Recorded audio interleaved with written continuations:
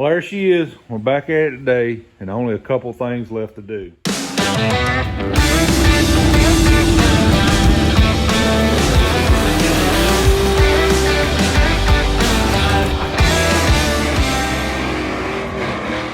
I'd say it's a nut job.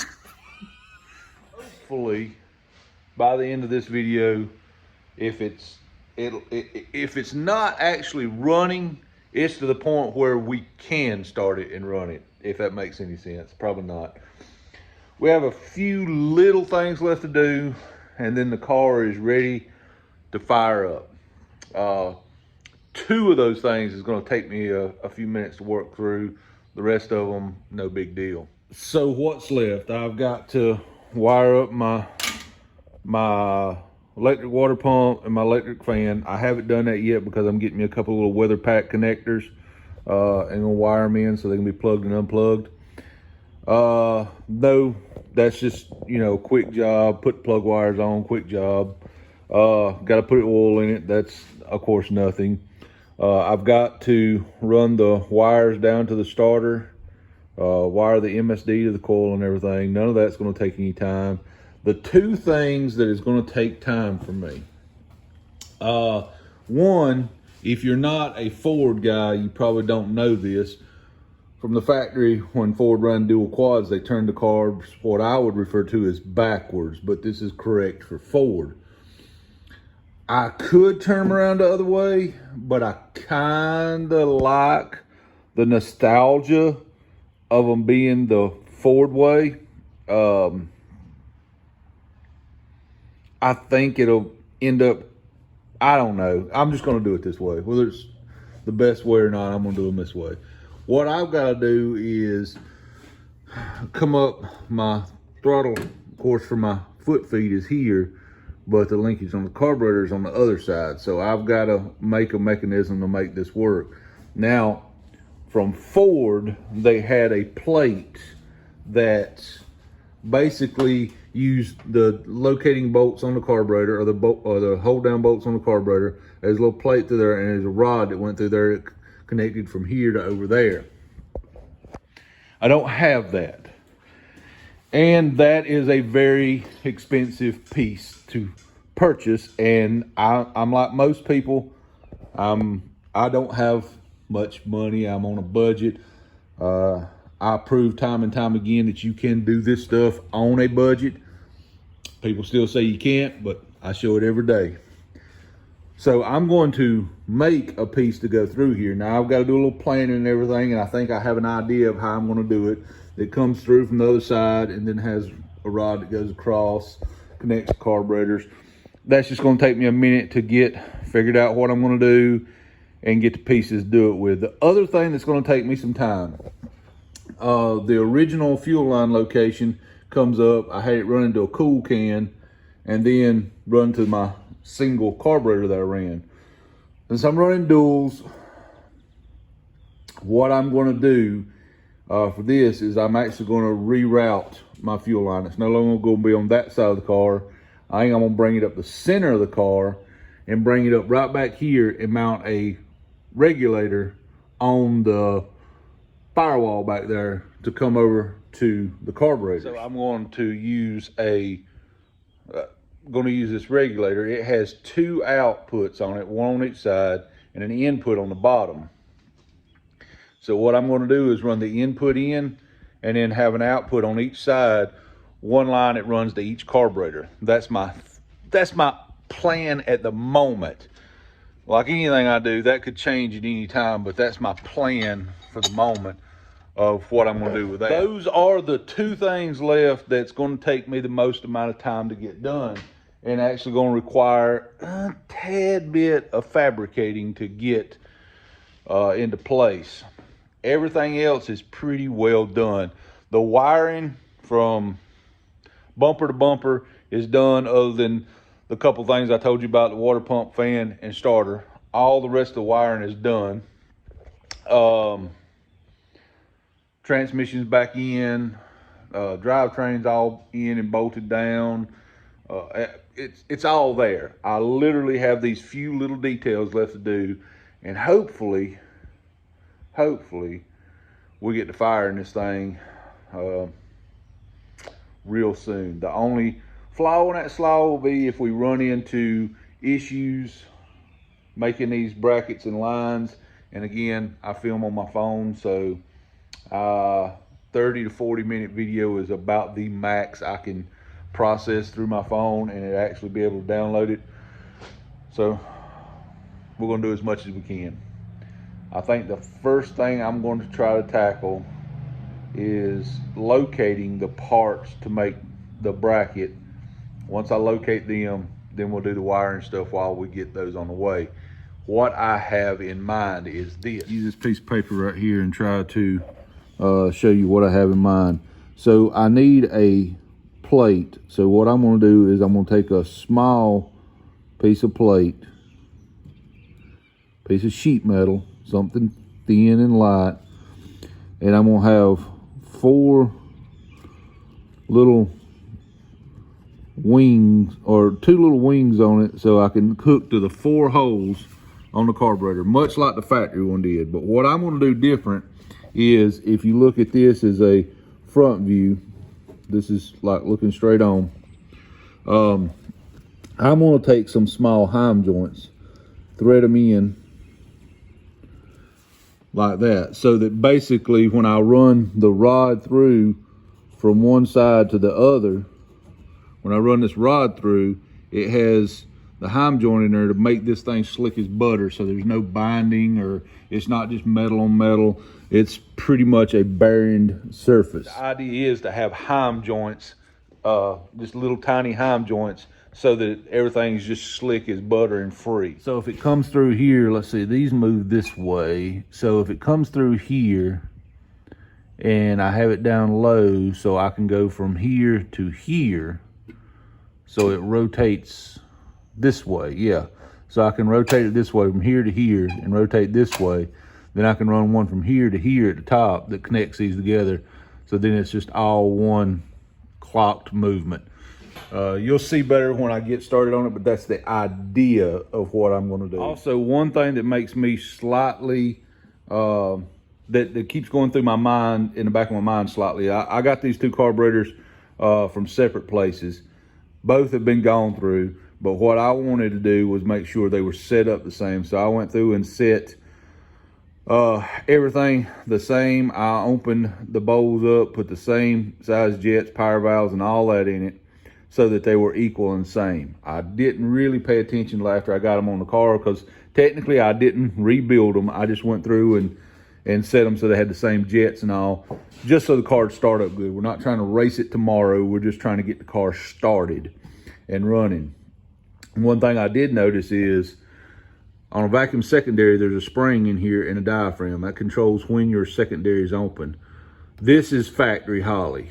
This is an aftermarket top on it. Now, my thought is, if somebody's put an aftermarket top on it, they've probably changed the spring in it to change the rate at which that secondaries come open. They may not have, but that keeps playing in the back of my mind. So this will be fine to start it up, because I'm not wide open or nothing starting it up. I'm just starting it up and letting it run and going through the paces. And then after we know it runs and we've got everything wired and hooked up correctly and our linkage is working and all, I'm probably going to pull both of these off, order a spring kit, and make sure I've got the exact same thing in both of these. This is the kind of things you have to do if you want to race on a budget. You can't always buy a pair of carburetors that are mated the same and to each other. You kind of got to work with what you got. Now, after that video I did on that VRS from Elderbrock, Lord knows I wish I had a second one of them, or the money to buy a second one of them. I'd put 2 of them on this. But unfortunately,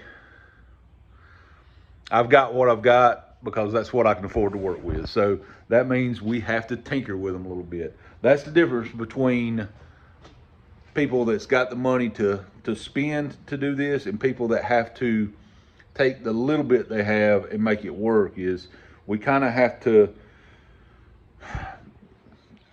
get carburetors from different places and go through them and try to set them up so they're the same ourselves and go through stuff like that. It is a little bit more of a hassle, but it's one of the things that you got to do if you want to race on a budget. It's just the way it is. But let's get started on this stuff.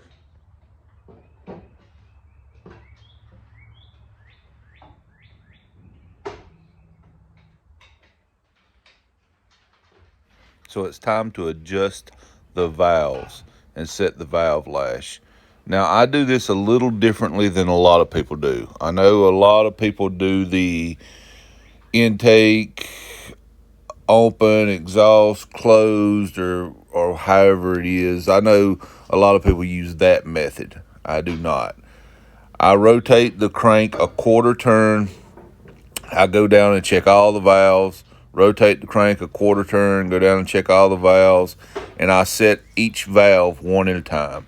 Yes, it takes a little longer, but for me, it is easier to not lose track of where I am and what I've already done and what still needs to be done. It's just easier for me in my head to keep up with.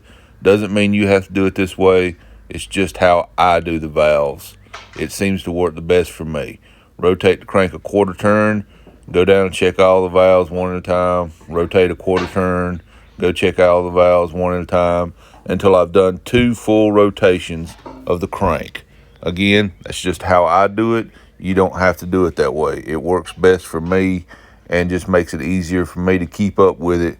If I had to walk away and come back, I know exactly which valve I stopped at.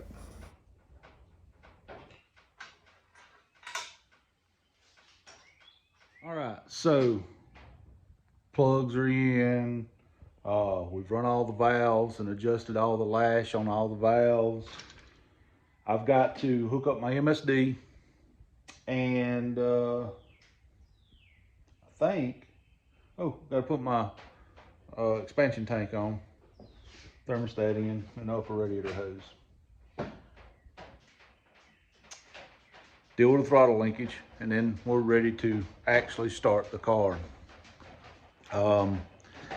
If you watched, I do my valves a little different than some people do. I know. I don't do the intake open, exhaust closed. I don't do that. It's just it works. There's nothing wrong with it. People have been doing it for decades. I just prefer to do it the way that I done it. I know some people use this method, some people don't. I find that it works better for me. Easier to keep track of what I'm doing this way. We're pretty close. We're pretty close to firing this thing up. Oh, I got to put my plug wires on. Probably won't run without those. I'm trying out the new Bluetooth wires, but they're not connecting somehow. All this modern technology, I don't understand it. I don't know. Brief pause to do some cosmetic things because let's face it, once I'm done putting this thing together, I hope not to take it back apart again. This is just the first stage of what I'm going to do. Hey, how y'all like my new hat? I'm telling you, that freaking VRS carburetor sold me. Look, I'm all in now. Look at that. Hey, listen, I am sold on that VRS carburetor. If I could figure out how to make 2 of them fit on this intake, I would. If I had not already spent a buttload of money to get this Trick Flow dual quad intake, yeah, I know what I'd be running on it. But it's just gonna make the Cougar that much better. Hey, if y'all don't have a clue what I'm talking about, go back and watch the video I done on the Edelbrock VRS where we put it to real world testing, and I think some of y'all be just as impressed as I am. Yeah, I hate to say it, Holly, but y'all are not king of the carburetors anymore. Not with this thing not with this on the market. You ain't. Now what you are is the king of variety because Holly has a ton of different variety. But give them time. Give them time, and once they make a pair of carburetors like this, kind of know what I'll be doing. Anyone else ever get sucked into that wormhole of this is going to be like a 5-minute job? It'll be quick. It won't actually take any longer in the big picture of things. I'll be able to knock this out pretty quick. Never works that way. I had this grandiose idea. The valve covers I had on here, I have 3 sets, I think, of these Ford Motorsports. Actually, I got 2 sets of Ford Motorsports and 1 set of Ford Racing chrome valve covers. Most of them are in excellent condition, but I have 1 set that they were kind of rusty. They were starting to look a little dingy. So the idea was I was going to clean them up. I was going to paint them white and then tape them off and paint a blue field and then tape them off and paint red stripes. And basically, I was going to make my valve covers look kind of like the Captain America motorcycle from Easy Riders. If you haven't seen that movie, you're probably too young to be watching this anyway. So the idea was to have the America valve covers, and it wouldn't take me just a minute because I could run out there, come back in here and work, run out there, come back in here and work, until I laid the first piece of tape on them, and it peeled every bit of the paint off, and the chrome was showing. Now, I gave it plenty of time to dry. That was not the issue. The issue could have been the paint, could have been the prep, could have been anything. But it led down this wormhole, which I think, even though my 5-minute job turned into about 3 hours, because, you know, stripping it all back down and starting over, I think it turned out to be a better look with the end result. I still got to, you know, untape my holes there, and I still got to bolt them down, but I went ahead, and since those were gold, but they're the wrong color gold, I painted them to match these, so now all the gold is the same color. 2 thoughts was going through my mind while I was trying to do this. One, I was thinking, you know, they had those gold Moroso valve covers, which were bitchin' cool, I thought, and have that correct look about them. So I would try to make them look like that. This is not quite the right color for that because those were anodized and this is paint. Although it does kind of, if you squint and have a few drinks, it does kind of look like that look. So it's got the overall visual. Secondly, again, not that color, but this car came factory with a 390 that had the gold Thunderbird valve covers on them. Again, that's the wrong color gold, but it's kind of a throwback to the gold that this car would have came with factory in 1963. So at the end of the day, it is still kind of period correct because Ford did have gold valve covers in 63. There wasn't Ford Motorsports valve covers, but still, you get the idea. So now that we've wasted pretty much an entire day doing that, let's get the last of the wiring over there done. Let's get the expansion tank put on, fill this thing with oil, and see where we can go from there. Right, it's time to do a very important task, not the most fun task, but we need to make sure all of our wiring is correct. Now the front turn signals are not wired up yet. That's because I don't have them in yet. And I forgot about them. And I have not hooked the starter up. I did not hook the starter up on purpose because I don't want the motor to actually rotate just yet. I want to check all my other stuff. And we're going to check it all using the key. Let's see if everything works. All right, let's see. See if I can get my hand in here. All right, key and switch. The key is in. If I turn it on, I should get water pump action. I do. Should get that in both. Accessory too, I do. Let's see, headlights. We do have headlights. Yep. Well, that one seems to be brighter than this one. Whatever. Let's do high beams. seem to have high beams. Those go out when I do high beams. And those are new bulbs. So I got a little something going on there, but I do have low beams.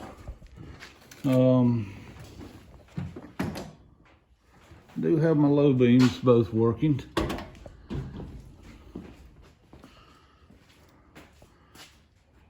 Yeah. Water pump works, low beams work. We've already seen these. We know these work. Yeah. All right. Let's see. Let's turn those off. Does my switch have to be on? I think my switch has to be on. Yep. These are blinking. My favorite part, this still works. I turn the wheel, they turn themselves off. Check that out. Blinking. Turn the wheel. Look at it, it turned itself off. Love that. All right. Hold on. I forgot to check the horn. It's kind of important in a street car. Factory horn ring. Let's see if it works, if I can reach it. Damn, that's loud. It's like a freaking train. You ever been staging a car? Guy beside you blows a train horn. Well, we had a little issue with the lights. It turned out that I think it was just a bad connection on one of the plugs over there. Took that apart, fixed everything, repinned the stuff, and I believe it works now. Why don't you show us, Legacy? I'd say they work. You ever have those days where you just can't cram it in the second? Like, no matter how hard you try, you just can't get it there. Well, yeah, me neither. So, the car is at a point where we can turn the key and fire it up. But, you remember when I said those days you can't just cram it in a second? Yeah. This is completely my fault. I'm not blaming anybody but me. I forgot to order oil. Can't crank it without oil. So I've got to get some more here. I have some, but I don't have the type I run. So I've got to get some more here, but let's take a look at it. Here she is. I've got to wire my front turn signals. That's what these wires are for. It's the only thing I haven't done. I haven't cut this fiberglass bumper to sink them in there yet. I do have the turn signal buckets right here, but the little bulb where the bulb goes in is all corroded up, so I'm gonna change that. That's why I hadn't done that yet. At the end of the day, that doesn't affect this thing cranking and running at all. The engine is assembled. Everything is wired. I need to clean up and hide a few wires over on this side. Put a little loom over that wire, but it's all there and it's all ready to fire up. So I just need to fill it with coolant and oil and turn the key and it should run. But that whole oil thing. So I've got a couple details to do that's just boring stuff. I got a plug that I left out of the intake, just overlooked it. I need to put a plug in there, gotta fill it with coolant, fill it with oil, and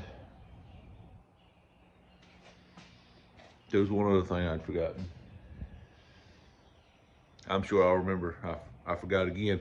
But it's all this little boring stuff, so the next time you see this car, we're gonna be firing it up. So hang in there. It'll only be like a minute for you, probably freaking 3 days for me. I am going to crank up some Hank,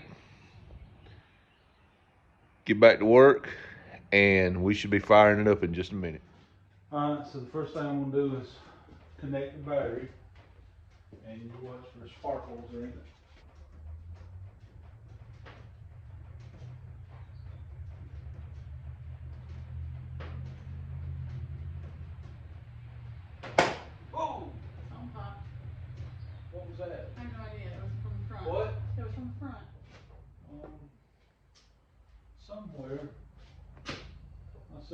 with some fuel in it.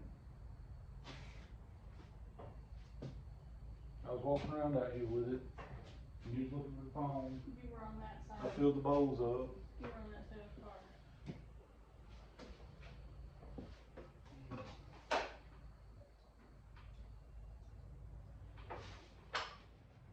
Just turn the key.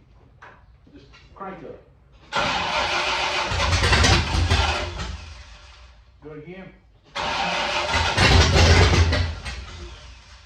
One more time. Do it again. Again.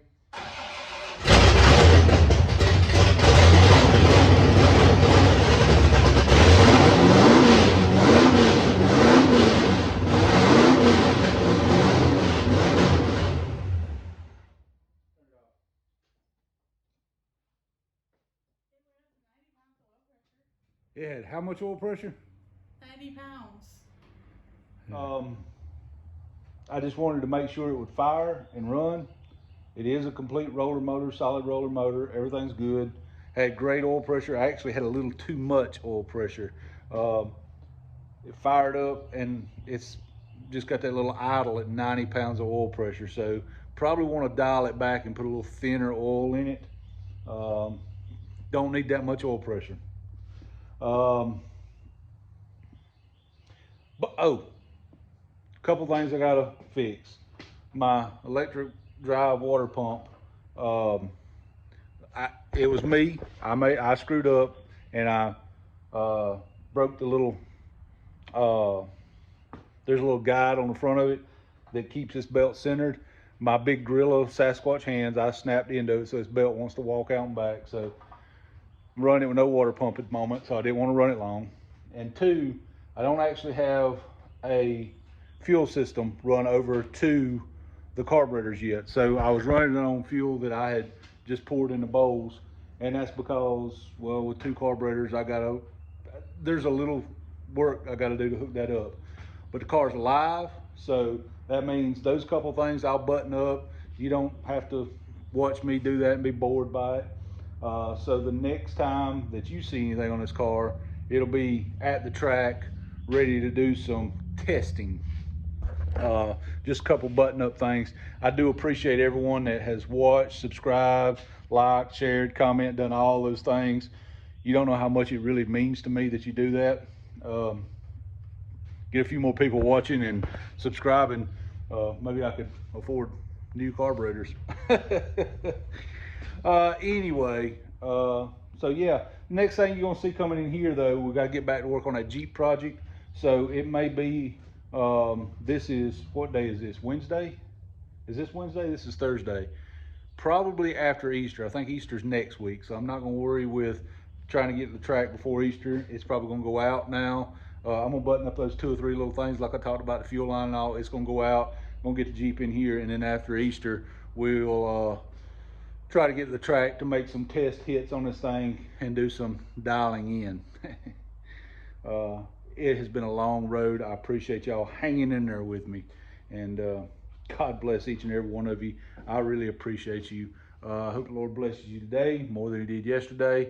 To him be all the glory for this. Look at that. Is that not gorgeous right there? I tell you what.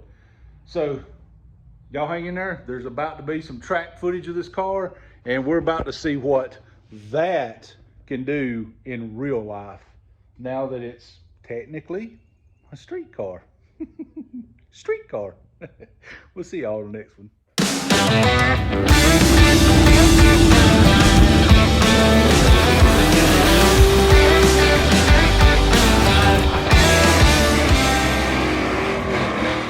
I'd say it's a nut job.